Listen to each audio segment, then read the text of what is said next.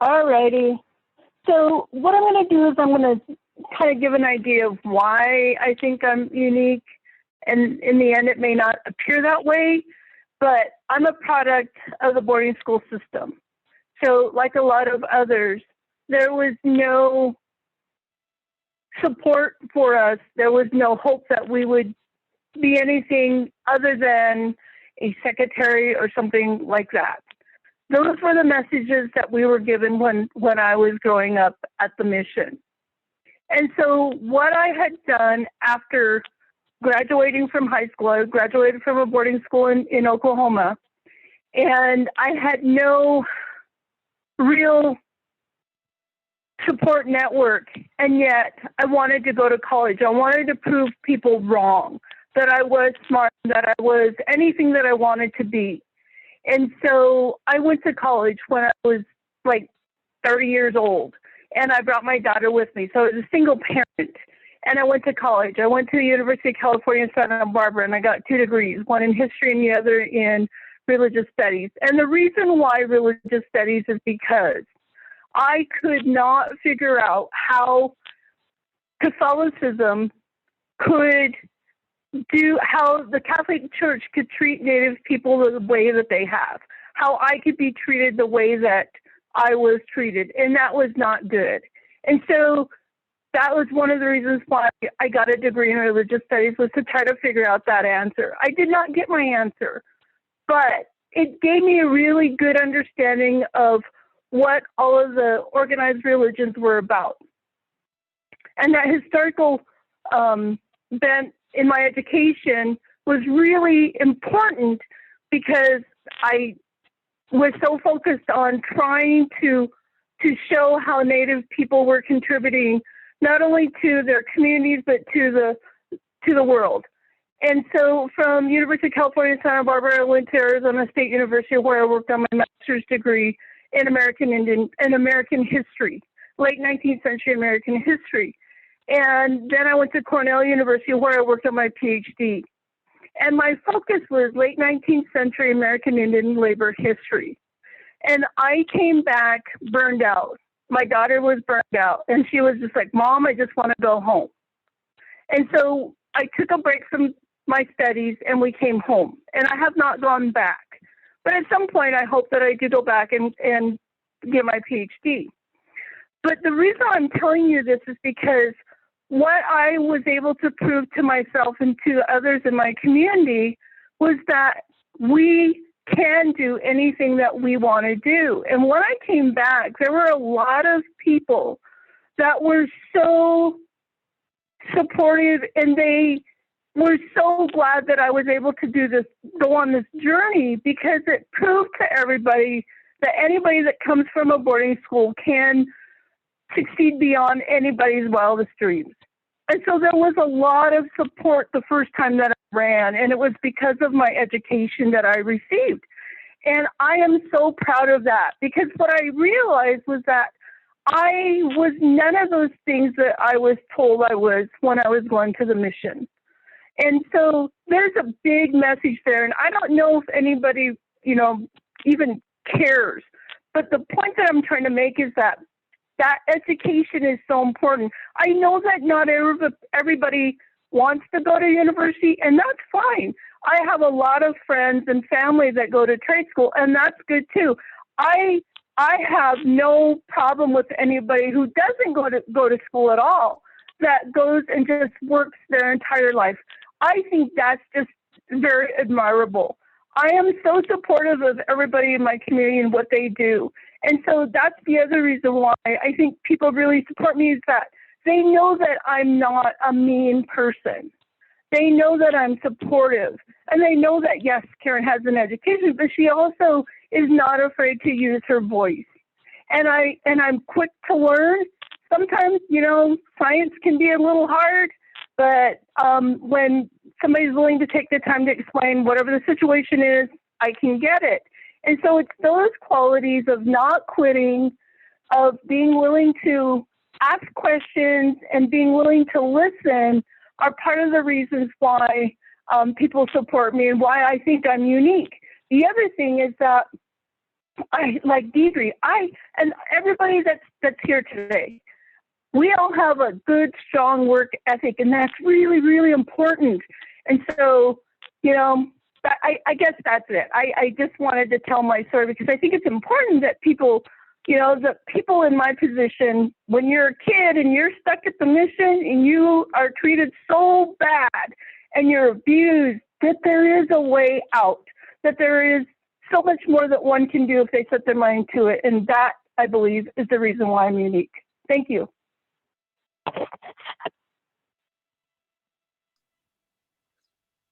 Okay, thank you. For those of you that can see the shared screen on the next question, and those who can't see it, I'm going to read it to you. It says, we will close with the final question, which was submitted to us. The question is, what is the one thing you can do for your district in your 2-year term? And it also says, in parentheses, you can give your spiel, I'd say hush spiel here. And that would be the question. And is that pretty clear to everybody? So let's start with, we'll follow the same list, and we'll start with Jim.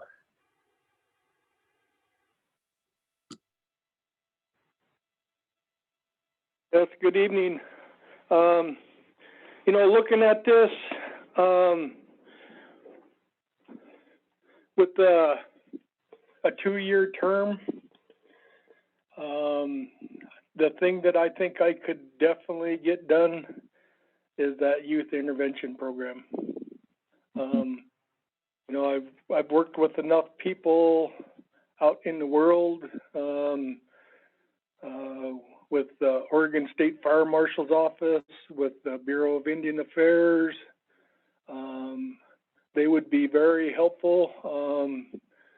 They could come in there and actually help us as a tribe develop that program. We could help write a contract for the youth that when they come into that program, that they would have to follow that contract. If not, they would be held accountable. And that would require a signature from them and their parents. So even the parents could be held accountable. So I feel if I was elected, this would be one of my main focuses to start with, that I feel that I could probably get that developed, you know, working with the other tribal council leaders. That would be a big benefit to all of us, because to me, I feel the most important thing is to work with our children, because I know they are our future leaders, and to me, that's what they're looking for, is just a little bit of guidance, and I think that's the most important thing. Thank you.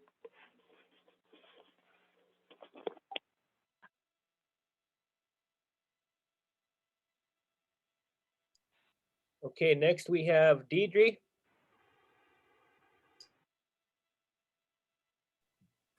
Hi, thank you. I wanted to say thank you first to Ricky for inviting me to this forum. This is the second time that I've ran, so the experience alone is something I wanted, and I'm holding on to, because either way, this isn't the end for me. So thank you. One thing I can do for my district in my 2-year term is speak up. The experience I have with working alongside and with men, women, elders, youth, I think that's what I can bring, because with all the work I've done in not only just my jobs, but with the volunteer work, like I know what the people want and I know what they need. And I believe I've sat next to them enough to know this.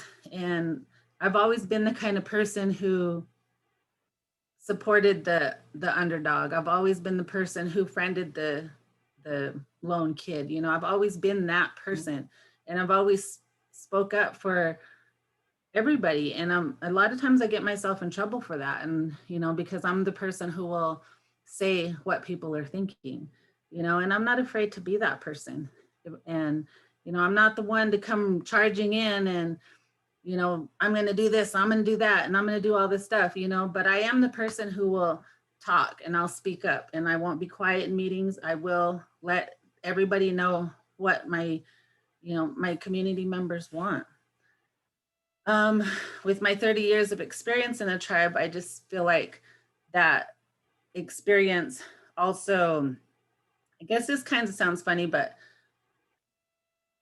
I feel like I'm the person who brings in the most lower level experience because I don't have my college degree. I started working in a tribe and I started at a low level as a, you know, the mail clerk. And now, you know, I've held these different positions where I feel like that's where I would be most helpful because I sat behind the scenes and watched who did the actual work and who just took the credit.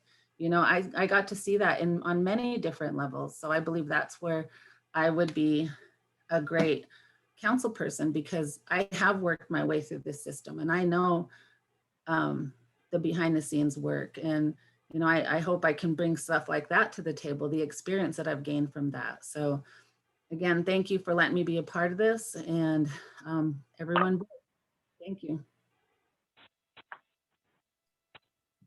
Okay, next we have Alison, and hopefully everybody stays till the very end because I think Johnny's wanting to do a closing statement.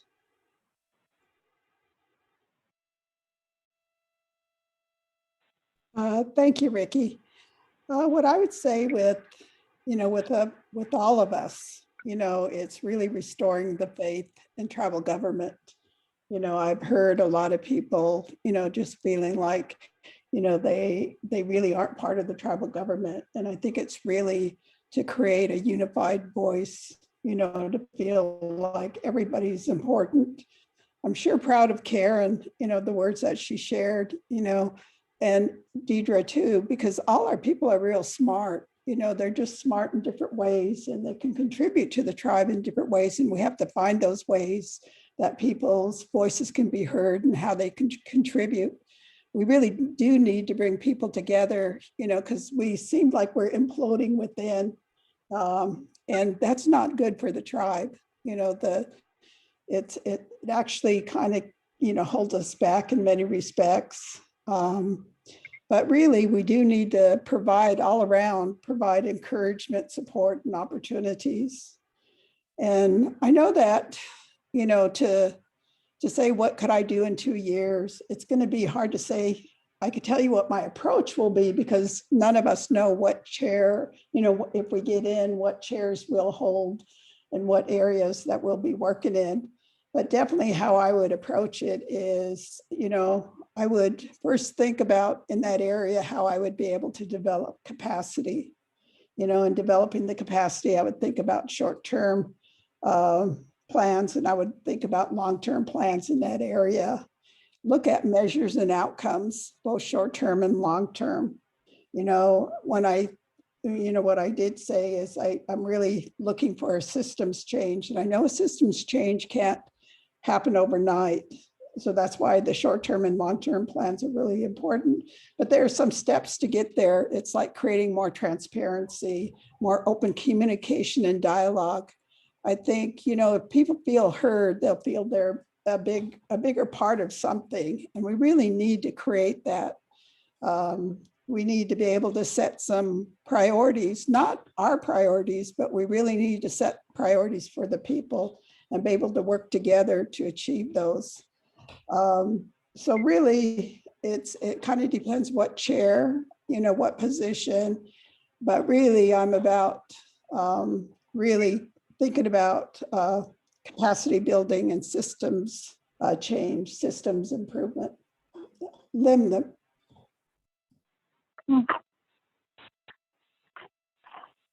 Okay, next we have Jared.